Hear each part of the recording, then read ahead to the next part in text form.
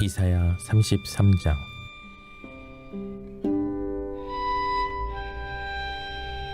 너 학대를 당하지 아니하고도 학대하며 속이고도 속임을 당하지 아니하는 자여, 화 있을진저 내가 학대하기를 그치면 내가 학대를 당할 것이며 내가 속이기를 그치면 사람이 너를 속이리라. 여호와여, 우리에게 은혜를 베푸소서. 우리가 주를 앙망하오니 주는 아침마다 우리의 팔이 되시며 환난 때에 우리의 구원이 되소서. 요란한 소리로 말미암아 민족이 도망하며 주께서 일어나심으로 말미암아 나라들이 흩어졌나이다. 황충의 때같이 사람이 너희의 노량물을 모을 것이며 메뚜기가 뛰어오름같이 그들이 그 위로 뛰어오르리라. 여호와께서는 지극히 존귀하시니 그는 높은 곳에 거하시며 정의와 공의를 시온에 충만하게 하심이라. 내 시대에 평안함이 있으며 구원과 지혜와 지식이 풍성할 것이니 여호와를 경외함이 내 보배니라. 보라, 그들의 용사가 밖에서 부르짖으며 평화의 사신들이 슬피 곡하며 대로가 황폐하여 행인이 끊어지며 대적이 조약을 파하고 성읍들을 멸시하며 사람을 생각하지 아니하며 땅이 슬퍼하고 세잔하며 레바논은 부끄러워하고 마르며 사로는 사막과 같고 바산과 갈멜은 나뭇잎을 떨어뜨리는도다. 여호와께서 이르시되 내가 이제 일어나며 내가 이제 나를 높이며 내가 이제 지극히 높아지리니 너희가 결을 잉태하고 집을 해산할 것이며 너희의 호흡은 불이 되어 너희를 삼킬 것이며 민족들은 불에 굽은 횃돌 같겠고 잘라서 불에 사르는 가시나무 같으리로다. 너희 먼데 있는 자들아, 내가 행하는 것을 들으라. 너희 가까이에 있는 자들아, 나의 권능을 알라. 시온의 죄인들이 두려워하며 경건하지 아니한 자들이 떨며 이르기를 우리 중에 누가 삼키는 불과 함께 거하겠으며 우리 중에 누가 영영이 타는 것과 함께 거하리요 하도다. 오직 공의롭게 행하는 자, 정직히 말하는 자, 토색한 재물을 가증히 여기는 자, 손을 흔들어 뇌물을 받지 아니하는 자, 귀를 막아 피 흘리려는 꾀를 듣지 아니하는 자, 눈을 감아 악을 보지 아니하는 자. 그는 높은 곳에 거하리니 견고한 바위가 그의 요새가 되며 그의 양식은 공급되고 그의 물은 끊어지지 아니하리라. 내 눈은 왕을 그의 아름다운 가운데에서 보며 광활한 땅을 눈으로 보겠고 내 마음은 두려워하던 것을 생각해 내리라. 계산하던 자가 어디 있느냐? 공세를 계량하던 자가 어디 있느냐? 망대를 계수하던 자가 어디 있느냐? 내가 강포한 백성을 보지 아니하리라. 그 백성은 방언이 어려워 내가 알아듣지 못하며 말이 이상하여 내가 깨달지 못하는 자니라. 우리 절기의 시온성을 보라. 내 눈이 안정된 초소인 예루살렘을 보리니 그것은 옮겨지지 아니할 장막이라. 그 말뚝이 영영이 뽑히지 아니할 것이요 그 줄이 하나도 끊어지지 아니할 것이며 여호와는 거기에 위엄 중에 우리와 함께 계시리니 그곳에는 여러 강과 큰 호수가 있으나 노젓는 배나 큰 배가 통행하지 못하리라. 대저 여호와는 우리 재판장이시요 여호와는 우리에게 율법을 세우시니요 여호와는 우리의 왕이시니 그가 우리를 구원할 것임이라. 내 돛대의 줄이 풀렸으니 돛대 밑을 튼튼히 하지 못하였고 돛을 달지 못하였느니라.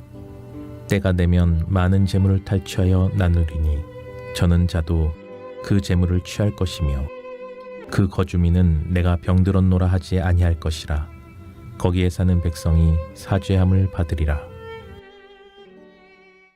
오늘도 이른 새벽 미명에 주님 품에 나오신 여러분 모두를 주님의 이름으로 축복하고 또 환영합니다. 오늘 이사야 33장 많은 것을 우리에게 전해주는 놀라운 말씀인데 두 가지만 우리가 짧게 묵상하기를 원합니다. 하나는 아무리 말씀을 묵상하고 또 묵상해 봐도 역시 우리의 궁극적인 신뢰의 대상은 하나님 한 분밖에 없구나라고 하는 것을 알게 됩니다. 사람이 도울 수 있고 또 어떤 공동체나 또 힘이 있는 국가가 우리가 어려움에 처했을 때 우리에게 도움이 될 수 있겠지만은 그러나 그것도 우리의 궁극적인 신뢰의 대상은 될 수 없구나라고 하는 것을 다시 한번 이 말씀을 통해서 알게 됩니다. 사실 지금 남유다 백성이 제국 아수르의 침공 앞에 이렇게 위기 가운데 놓이게 되었었는데 이스라엘 역사를 보게 되면 사실은 아수르하고 친아수르 정책을 취했던 시절들이 있었어요. BC 722년에 북왕국 이스라엘, 우리로 말하면 북쪽이죠. 북쪽 사마리아 성을 침공해서 점령한 제국이 아수르라는 제국이에요.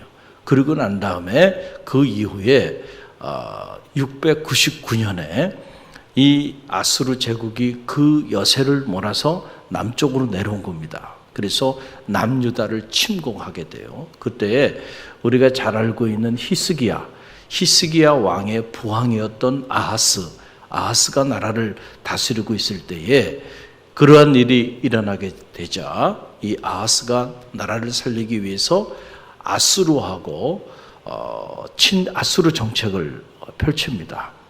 그래서 아수르가 더 이상 남유다를 완전히 이렇게 침공하지 못하도록 이렇게 좋은 관계를 유지하면서 지금으로 말하면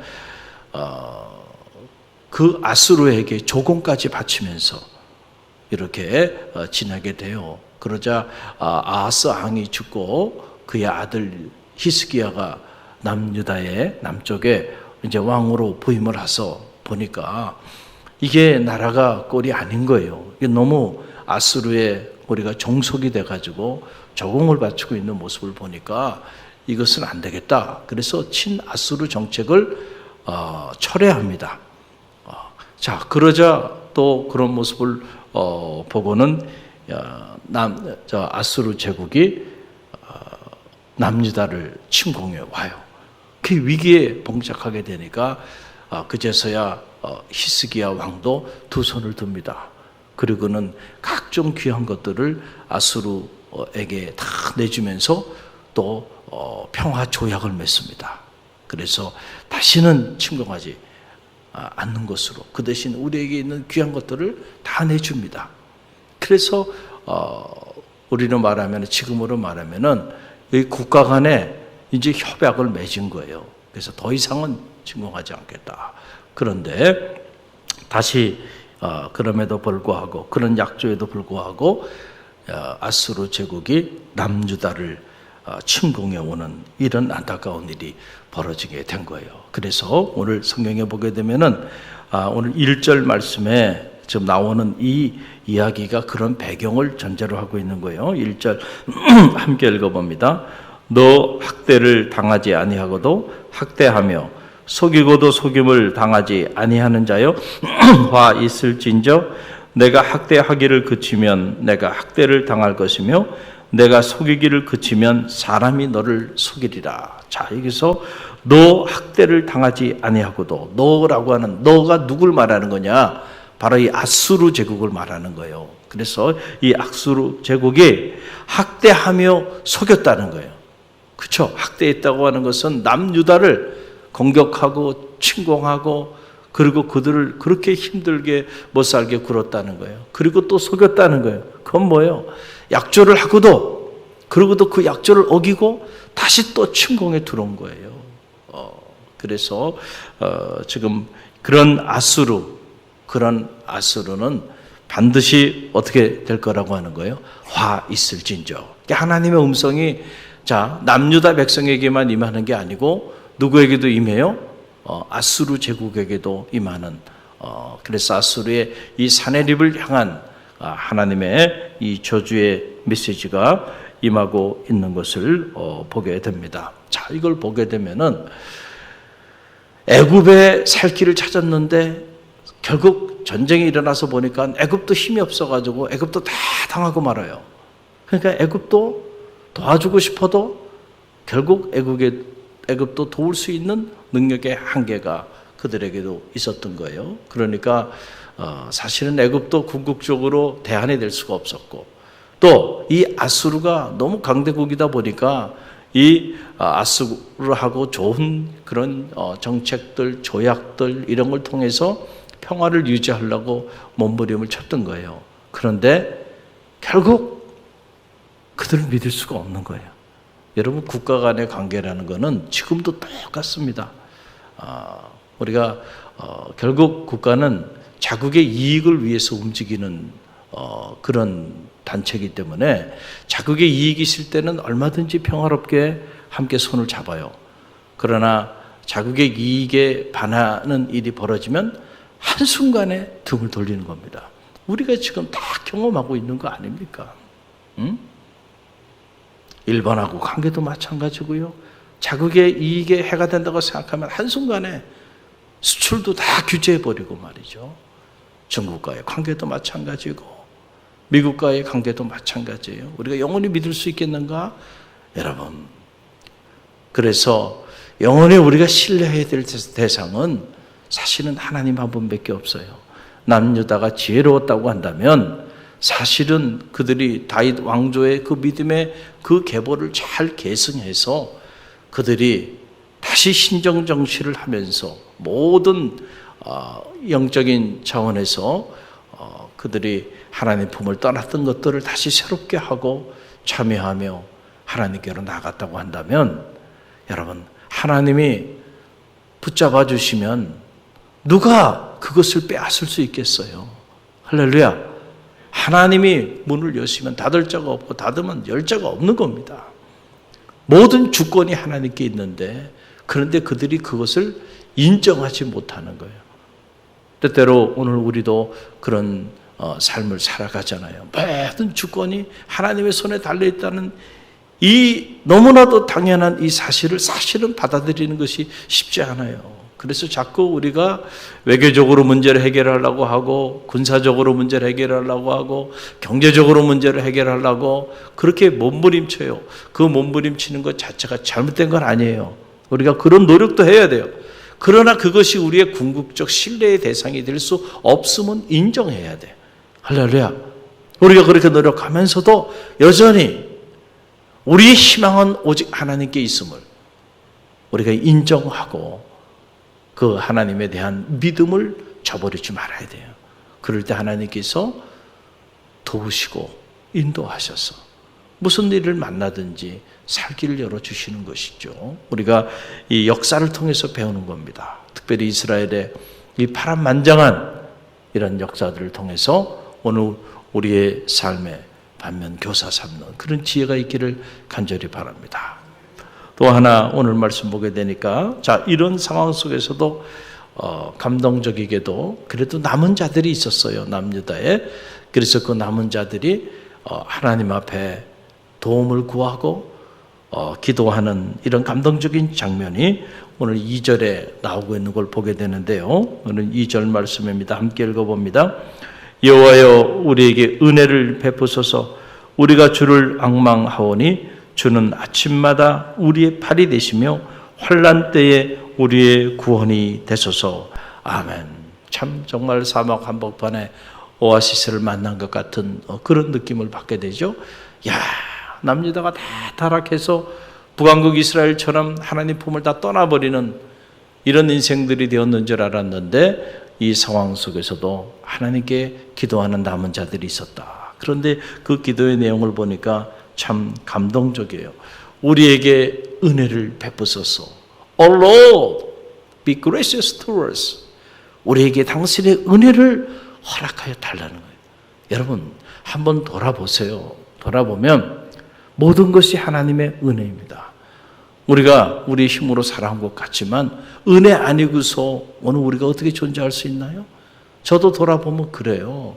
제가 몸부림치고 남보다 더 열심히 부지런하게 그렇게 살아서 지금까지 살아왔다고 그렇게 생각할 수도 있겠지만은 그러나 그렇지 않아요. 그것조차도 하나님의 은혜예요. 열정을 주신 것도 하나님의 은혜, 지혜를 주신 것도 하나님의 은혜. 할렐루야. 건강을 주신 것도 하나님의 은혜, 믿음을 주신 것도 하나님의 은혜예요. 하나님의 은혜가 아니고서 내가 스스로 독립적으로 내 힘으로만 100% 이루어 놓은 것들이 있는가? 있을 수가 없어요. 내 생명조차도 하나님의 은혜 가운데 지금 자리하고 있죠. 내가 내 힘으로 내 생명을 유지하고 있습니까? 공급해 주시는 하나님의 생명의 기운이 오늘도 저와 여러분 가운데 허락하여 주셔서 오늘 이 새벽에 살아있는 거예요. 할렐루야. 은혜인 줄 믿으시길 바랍니다. 우리가 깨닫고 보면 그래서 남는 건 감사밖에 없는 거예요. 그래서 신앙이 이렇게 깊어지면요, 감사가 흘러넘치게 돼 있어요. 그래서 믿음과 감사는 둘이 아니고 하나예요. 정말로 믿음이 깊어지면요, 감사밖에 없어. 왜냐하면 하나님의 은혜의 바다 한복판에 들어가게 돼요. 모든 것이 은혜. 내 삶에 우연한 것 하나도 없었어요.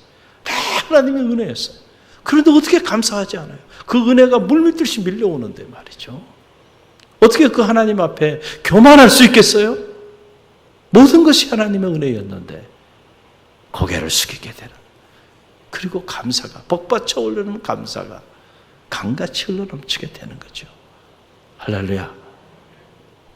또 오늘 기도를 보니까 참 감동적이에요. 그 고난의 상황에서, 그 전쟁의 위험 가운데서도 그들이 기도하는 겁니다.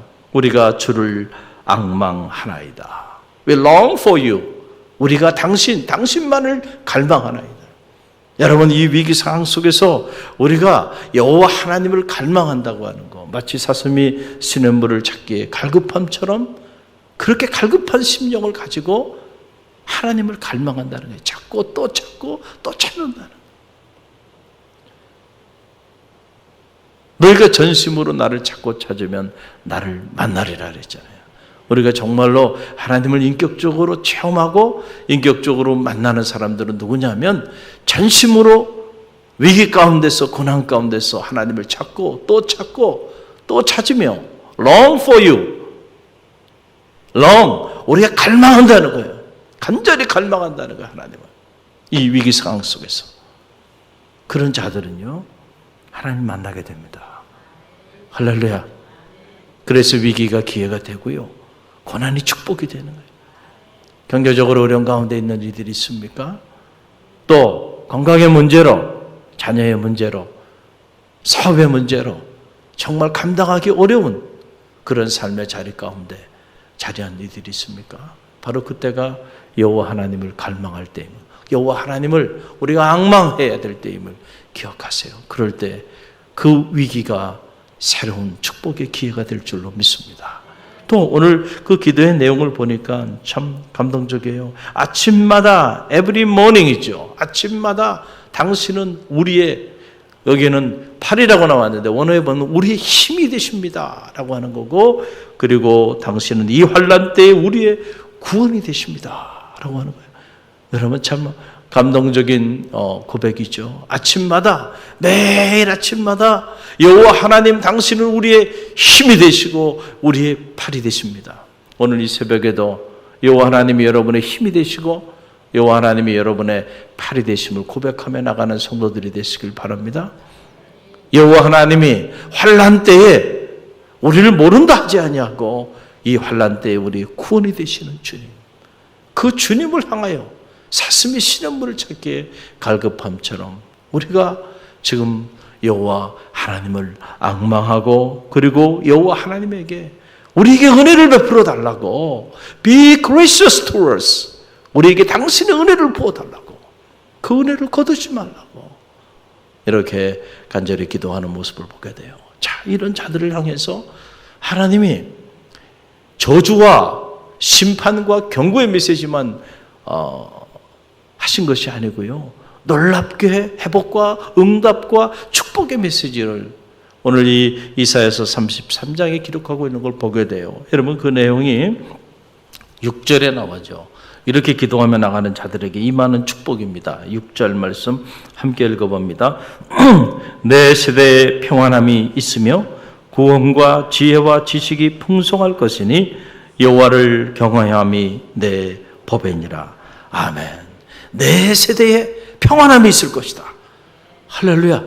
이렇게 기도하는 자들의 가정, 이렇게 기도하는 자들의 교회, 이렇게 기도하는 자들의 머무는 그 세대에는 평안함이 있을 것이다. 그리고 구원과 지혜와 지식이 풍성할 것이다. 할렐루야. 여러분, 얼마나 놀라운 축복의 메시지입니까? 이 난세 예언서로 불리우는 이사야서 안에도요, 이런 놀라운 축복의 언약의 메시지들이 숨어 있는 거예요. 그러면서 오늘 이사야서 33장 6절의 결론은 이렇게 말합니다. 여호와를 경외함이 내 법이니라. 여러분, 정말 법배가 뭡니까? 다른 게 아니에요. 여호와를 경외하는 삶이 법애로운 삶임을 여러분 믿으시기를 간절히 바랍니다. 지혜의 복으로 불리우는 잠언 전체의 주제가 뭐였어요?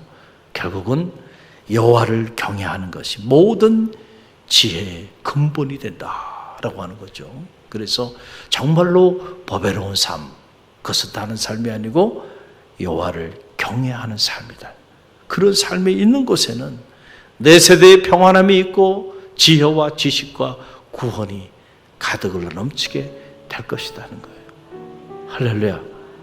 남는 자가 전체로 통째로 이 말씀을 붙잡고 다시 세워지기 시작했다고 한다면 놀라운 일들이 그 민족을 통하여 나타나게 되었을 거예요. 오늘 우리에게 주신 이 말씀, 이 새벽에 주님께 나온 바로 여러분을 향한 하나님의 말씀인 줄 꼭 신뢰하시고요. 이 말씀 붙잡고 자녀를 위해 기도하세요. 여러분 가정을 위해 기도하세요. 그리고 또 여러분 섬기는 교회를 위해 할 일을 교회를 위해 기도하고 위기에 처해 있는 나라와 민족을 품고 기도하는 갈릴리 모든 성도들이 되시기를 주님의 이름으로 간절히 축원드립니다.